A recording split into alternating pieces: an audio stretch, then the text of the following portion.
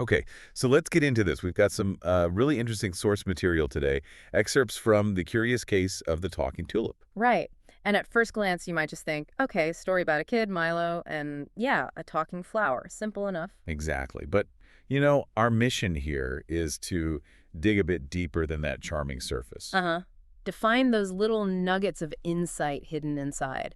It's really about more than just the story, isn't it? It touches on imagination, communication. Perspectives, yeah. What we can learn if we, well, actually listen. So let's start with the tulip herself. Tulipia Bloomington III. Bright pink. And she has this very relatable problem right off the bat. She's stuck, like literally rooted in the dirt. And feeling totally ignored, unheard, desperate for someone, anyone to just listen for a minute. Which is where Milo comes in. Yeah. And this unlikely friendship starts to form. It really is unlikely. And their first chats are not about epic quests or anything. Yeah. It's wonderfully ordinary stuff, like the latest worm gossip. Worm gossip, yeah. And all the little dramas happening in the garden around her. And Tulipia, even stuck in one spot, she's quite the observer, isn't she? Oh, absolutely. She tells Milo all about her neighbors. You've got the daffodils who are like always bickering about sunlight. Right, and the rose bush with that definitely thorny attitude. Mm-hmm. And don't forget the dandelion who acts like garden royalty. Oh yeah, lording it over everyone. And she mentions others too. She does, like the shy carrots hiding underground, the sunflower who apparently sings opera. Opera? Seriously. Apparently. And, get this, a cabbage that snores really loudly. Okay, wow. But these details, they paint a picture, right? A whole world of personalities from her little patch of dirt. Exactly. It shows how much she perceives just by paying attention from her vantage point. But then Tulipia runs into another issue. She's too short. Yeah, she keeps hearing about this amazing butterfly ballet happening just above her head, but she can't see it. Frustrating. Which leads to Milo getting creative. And this is a great bit.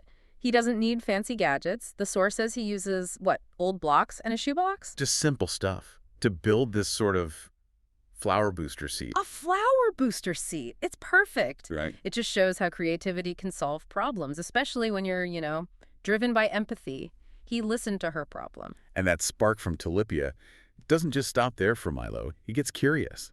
Right. If a tulip has all these stories, maybe other plants do too. So he grabs a notebook and starts, interviewing them. Mm-hmm. The carrots, the sunflower. Even the snoring cabbage, presumably. Yeah. Which leads him eventually to write his own little book. Voices from the Vegetable Patch. I love that title. Me too. And the source material really pulls out some key takeaways from all this. Yeah, like the first big one is just the sheer power of imagination. How it can turn something ordinary like a garden into, well, magic. Absolutely. Magic and adventure. And tied to that is the importance of listening. Really listening. Even to unexpected sources, like, plants. Uh-huh. It unlocks totally new ways of seeing things. Milo thought he knew his garden, but Tulipia showed him something completely different. That change in perspective is huge. And then there's the link between creativity and problem solving. Yeah, they're not separate things, are they? They really feed each other. Milo's booster seat idea came directly from understanding Tulipia's frustration. So, boiling it all down, what's the message here for you, listening in?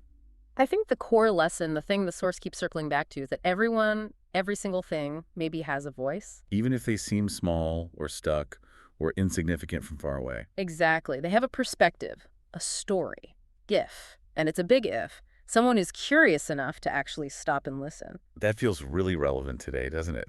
It's so easy to miss the quiet voices. It really does. It's about nurturing that curiosity, like Milo had, looking past the obvious. So that's our deep dive into The Curious Case of the Talking Tulip. We've explored imagination, listening, creativity, all wrapped up in this simple tale. Yeah, finding those hidden voices. And thinking about how much Milo learned just by listening to a garden. Well, it leaves you with a thought, doesn't it? Mm-hmm.